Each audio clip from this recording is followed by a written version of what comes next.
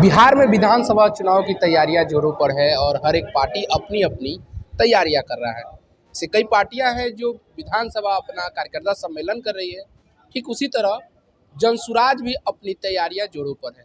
हर एक विधानसभा में कार्यकर्ता सम्मेलन हो रहा है। जो जनसुराज के संस्थापक है प्रशांत किशोर, वो अपनी जो बिहार बदलाव की यात्रा शुरू किए हैं और चाहते हैं कि हमारा बिहार कुछ बदलाव हो, बिहार में विकास हो।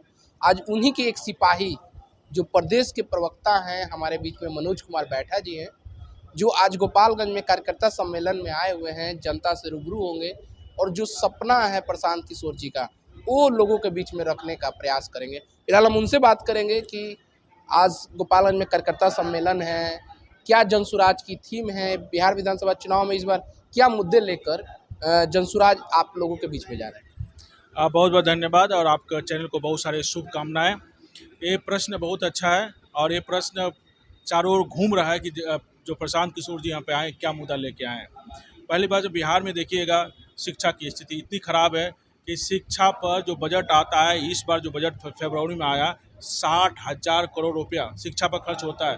पूरे बिहार से घूम के दिखा दीजिए, आप लोग चैनल वाले हैं, 5 से 10 बच्चे भी इस पढ़ाई से पढ़ करके, सरकारी पढ़ाई से पढ़ करके इतना पैसा खर्च करने के बावजूद 5 या 6 बच्चे नीट, आईआईटी और कंपटीशन की परीक्षाएं पास कर रहे हैं, नहीं कर पा रहे हैं। इसका मतलब इस शिक्षा में कोई व्यवस्था की गड़बड़ी है। इसको ठीक करने के लिए हमारा जो जनसुराज है पूरी तरह से प्रतिबद्ध है। इसकी अच्छी से प्लानिंग भी है।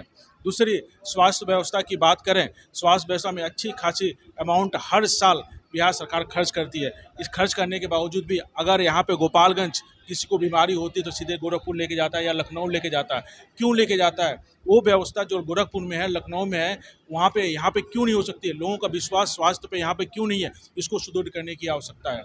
तीसरी बात, यहाँ पे बिहार में लॉ एंड ऑर्डर जो कानून व्यवस्था है पूरी तरह से जर्जर हो चुकी है। जो भी कानून हो, जो भी रीजन हो, आप देखिएगा कि जो अपराधी है वो बच जाते हैं, जो निर्दोष लोग होते हैं उस पर एफआईआर कर दिया जाता है या किस तरह से उसको फंसाने का प्रयास किया जाता है।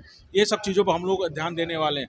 और प्राकृतिक जो रिसोर्सेस हैं, जैसे नदियाँ सूख रही हैं, पोखरें सूख रहे हैं, मैं बता रहा हूँ पूरी जिम्मेदारी के साथ, अगर ऐसी सिलसिला रहा, अगर हमने इस पर ध्यान नहीं दिया तो 20-25 सालों के बाद हमारे आने वाली पीढ़ी को यहाँ पर रहने के लिए पानी नहीं मिलेगी। जब ये तो संतुलित वाटर होना चाहिए, जहाँ पर रहने के लिए संतुलित जल का स्रोत होना चाहिए। या तो खूब बाढ़ आ जाएगा फिर खूब सुखाड़ आ जाएगा।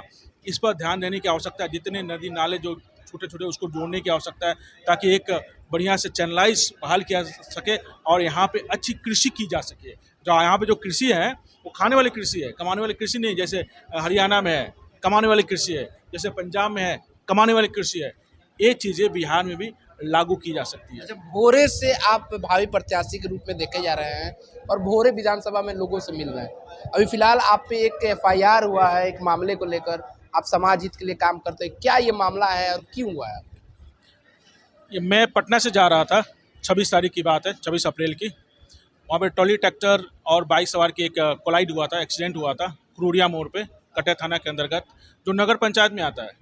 तो वो लोग बता रहे थे कि वहाँ पे 102, 108 जो एम्बुलेंस का नंबर है, इमरजेंसी नंबर है, जो कि हमारे फंडामेंटल राइट्स, मौलिक अधिकार के अंतर्गत आता है। Article 21 right to protection of life, जीवन का अधिकार। अगर हमारा जीवन खतरे में है तो इस तरह की सुविधा हमको मिलनी चाहिए। लेकिन वो सुविधा ना मिलने की वजह से उस व्यक्ति को हॉस्पिटल में रेफरल अस्पताल कटिया में लेके ले गए। उनके परिजन वहाँ पे मृत घोषित कर दिया गया। फिर उनको एक महसूस हुआ कि पुलिस को बुलाया जाए ताकि एक्सीडेंटल प्रक्रिया शुरू हो।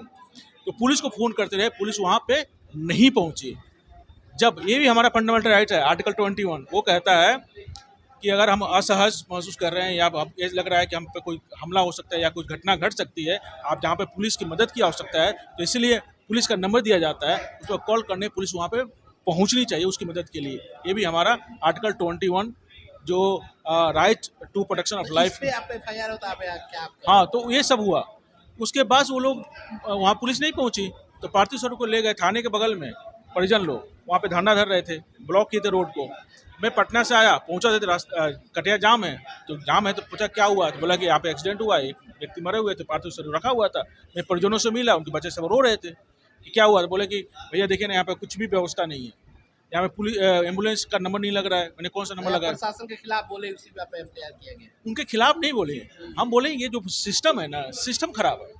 हमें किसी व्यक्ति विशेष से क्या नाराजगी? व्यक्ति विशेष कोई नाराजगी आज नहीं, के इस जो एनडीए की सरकार में अब ईमानदार लोगों का कोई जगह नहीं। बिल्कुल जगह नहीं है। यहाँ से पलायन क्यों हो रहा है? अच्छे पढ़े लिखे बोलते हैं ना, बहुत गर्व से बोलते हैं कि सबसे ज़्यादा आईएएस आईपीएस देने वाला बिहार है, इंजीनियर्स, डॉक्टर। आपको बता दें पूरा भारत में सबसे ज़्यादा पीओ प्रोफेशनल ऑफिसर जो बैंक में होते हैं बिहार से हैं। अच्छा, आज के जो कार्यक्रम होगा, क्या जाते जाते लोगों से कहेंगे हमारे चैनल के माध्यम से? लोगों से ये कह रहे हैं कि एक बहुत ही सौभाग्य है इस बिहार का कि एक अंधेरे में डूबा हुआ बिहार है, एक सूरज निकल रहा है, उस सूरज का नाम है जन स्वराज। जन स्वराज से जुड़िए, क्योंकि बिहार किसी एक व्यक्ति का नहीं है, बिहार आपका भी है, बिहार मेरा भी है। और बिहार की स्थिति सबको पता है, किसी को बताने की आवश्यकता नहीं है। बिहार की स्थिति बहुत खराब है। आइए हम सब लोग मिल करके बिहार के स्थिति को सुधारने में अपना अपना कंधा लगाएं।